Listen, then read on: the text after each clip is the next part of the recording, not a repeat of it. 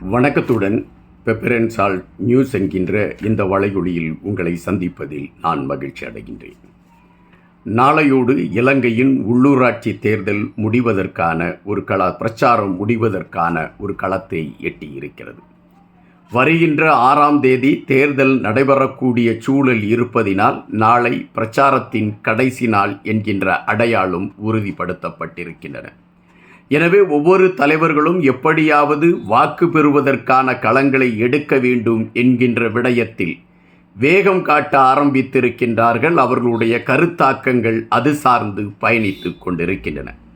தமிழர் தாயகத்தை பொறுத்தமட்டில் தமிழ் தலைமைகள் ஒவ்வொருவரும் பிறரை குறைவாக மதிப்பிட்டு பேசக்கூடிய களங்களை எடுத்திருக்கிறார்கள் என்பதைத்தான் நாம் இங்கு பார்க்க வேண்டியதாக இருக்கின்றது.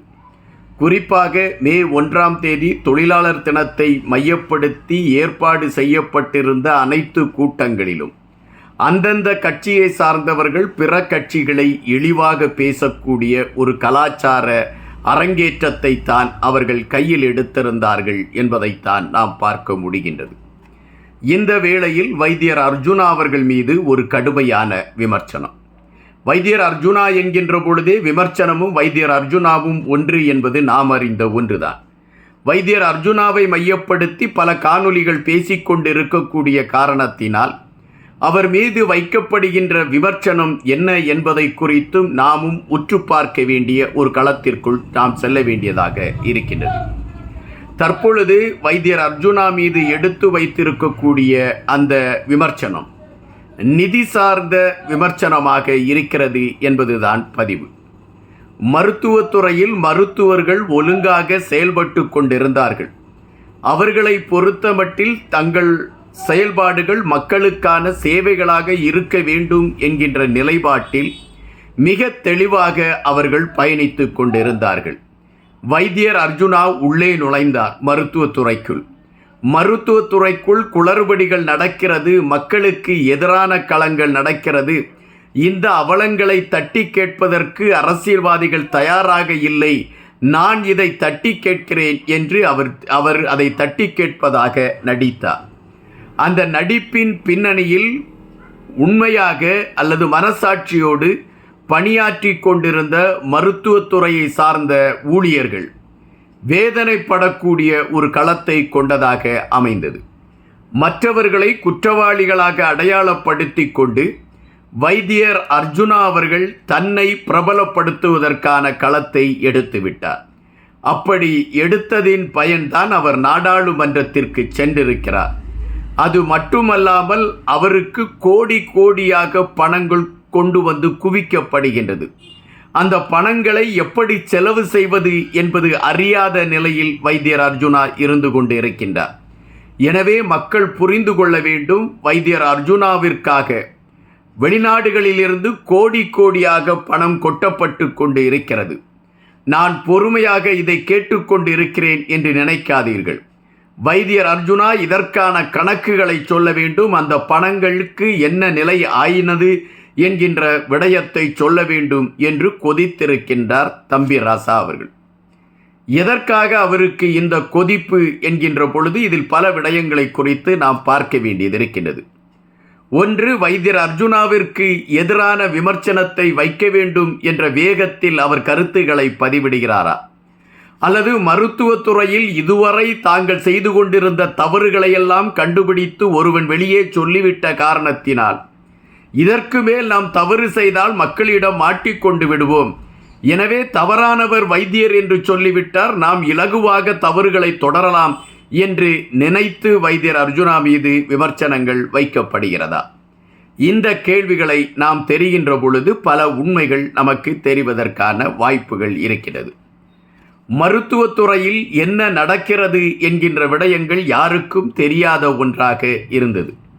அவர்கள் சொல்கின்றதுதான் வேதம் என்பதுதான் பதிவாக இருந்தது. மக்களும் மருத்துவத்துறையை சார்ந்தவர்கள் எது சொன்னாலும் அதை நம்பக்கூடிய மனநிலையில் இருந்தார்கள். ஆனால் வைத்தியர் அர்ஜுனா அவர்கள் வந்த பின்புதான் மருத்துவத்துறைக்குள் நடந்த குளறுபடிகள் அனைத்துமே வெளியே தெரிய ஆரம்பித்தது. மக்களுடைய வரிப்பணங்கள் எவ்வளவு கேவலமாக செலவு செய்யப்பட்டது என்கின்ற விடயங்கள் கண்டுபிடிக்கப்பட்டது. மருத்துவத்துறையில் சிகிச்சைக்காக வருகின்ற மக்கள் என்னென்ன இன்னல்களை சந்திக்கிறார்கள் என்கின்ற விடயங்கள் வெளியே தெரிய ஆரம்பித்தது.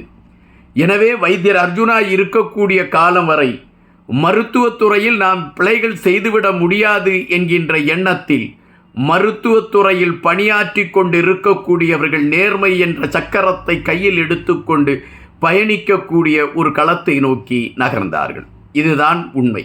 இதனால் தான் மக்கள் வைத்தியர் அர்ஜுனாவை தேடக்கூடிய களத்தை எடுத்தார்கள். நமக்காக பேசுகின்ற ஒரு மனிதனாக இந்த மனிதன் இருக்கிறானே என்கின்ற எண்ணம் அவர்கள் மனதிலே வேரூன்ற தொடங்கியது. அதனால்தான் நாடாளுமன்றம் வரை அவன் நமக்காக பேசட்டும் என்று அனுப்பினார்கள். இப்பொழுது தம்பிராசா அவர்கள் ஒரு புதிய கதையை சொல்கிறார். மருத்துவத்துறை நேர்மையாக நடந்தது என்ற ஒரு கதையை சொல்கின்றார். இந்த கதையை வைத்து பார்க்கின்ற பொழுது ஏதோ ஒரு காழ்ப்புணர்ச்சியில் வைத்தியர் மீது ஒரு கடுமையான விமர்சனத்தை தம்பிராசா அவர்கள் எடுத்து வைக்கிறாரா என்கின்ற கேள்வி நம்மை அறியாமலே நம் மனதிற்குள் எழும்பிவிடுகிறது. இரண்டாவது, கோடி கோடியாக நிதி கொட்டப்படுகிறது என்று. உள்ளூராட்சி தேர்தலில் வேட்பாளர்களை நிறுத்த வேண்டும், வேட்பாளர்களுக்கான வைப்புத் தொகையை கட்ட வேண்டும், வைப்புத் தொகையை கட்டக்கூடிய வேட்பாளர்கள் யார் யார் இருக்கிறார்கள் என்று தேர்ந்தெடுத்தால் ஒரு சிலர் தான் இருக்கிறார்கள். மற்றவர்களுக்கு தலைவராக இருக்கக்கூடிய வைத்தியர் அர்ஜுனா அந்த வைப்பு நிதியை கட்ட வேண்டும். அந்த வைப்பு நிதி கட்டுவதற்கான பணம் இல்லாத காரணத்தினால் அந்த வேட்புமனு தாக்கல் செய்வதற்கு வைத்தியர் அர்ஜுனா அவர்களுடைய அணி திணறிய விடயமும் அதில் ஏற்பட்ட சிக்கலும் அனைத்து ஊடகங்களிலும் முதன்மையாக வந்த செய்தி. பணம் இருந்திருந்தால் வைத்தியர் அர்ஜுனா தன்னுடைய தன்மானம் பாதுகாக்கப்பட வேண்டும் என்பதற்காக அனைத்து இடங்களிலும் வேட்பாளர்களை நிறுத்தி அவர் பணத்தை கட்டியிருப்பார்.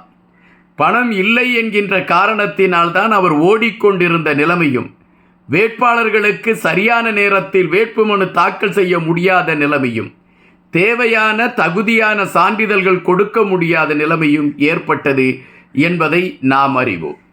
ஆனால் இப்பொழுது வைத்தியர் அர்ஜுனா அவர்களுக்கு கோடி கோடியாக பணம் வருகிறது என்ற விமர்சனம் எடுத்து வைக்கப்படுகிறது என்றால் தேர்தல் நெருங்கிவிட்டது.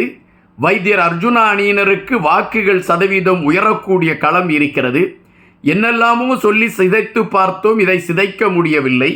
எனவே வேறு ஏதாவது ஒரு கோணத்தில் இதை சிதைப்பதற்கான முயற்சிகளை எடுக்கலாம் என்கின்ற கணக்கீட்டில் இதுபோன்ற பொய்களை எடுத்துக்கொண்டு வருகிறார்களோ என்கின்ற எண்ணம்தான் மனதிற்குள் எழும்புகின்றன.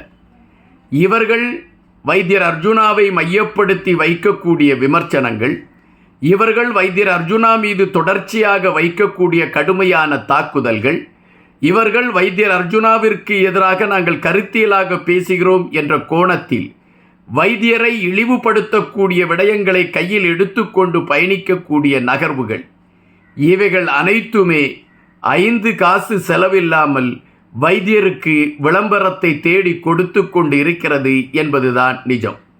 யாருக்கு வாக்களிக்கலாம் என்று நினைத்து கொண்டிருக்கக்கூடிய மக்கள் இவருக்கு வாக்களிக்கலாமா இவருக்கு வாக்களிக்கலாமா என்று அவர்கள் நினைத்து கொண்டிருக்கக்கூடிய வேளையில் அவர்களுடைய காதுகளிலே வைத்தியர் அர்ஜுனா என்கின்ற பெயரை அவரை எதிர்த்து விமர்சனம் செய்யக்கூடியவர்களே கொண்டு போய் சேர்த்து விடுகிறார்கள். அப்பொழுது மக்கள் மத்தியிலே வைத்தியர் அர்ஜுனாவுக்கு வாக்களித்து விடுவோம் என்கின்ற எண்ணமும் பதிவாகி விடுகிறது. எனவே இந்த தேர்தல் முடிகின்ற வரை வைத்தியர் அர்ஜுனாவை எதிர்த்து நீங்கள் கடுமையான விமர்சனங்களை வைத்துக்கொண்டே இருக்க வேண்டும். அப்பொழுதுதான் அது மக்கள் மன்றத்திலே வைத்தியர் அர்ஜுனாவை கொண்டு போய் சேர்க்கும், அவைகள் வாக்குகளாக மாறும். எனவே நீங்கள் நிறுத்தி விடாதீர்கள், தொடர்ச்சியாக வைத்தியர் அர்ஜுனாவை விமர்சியுங்கள் என்று இப்பொழுது சொல்ல தோன்றுகின்றது. வைத்தியர் அர்ஜுனா இந்த தேர்தல் களத்தில் ஒரு தனி அடையாளமாக இருப்பார் என்பதுதான் தற்பொழுது இருக்கக்கூடிய கள நிலவரம். அதைத்தான் ஒவ்வொருவரும் வைக்கக்கூடிய விமர்சனங்களில் நாம் புரிந்து கொள்ள வேண்டியதாக இருக்கின்றது. நன்றியுடன் இன்பா.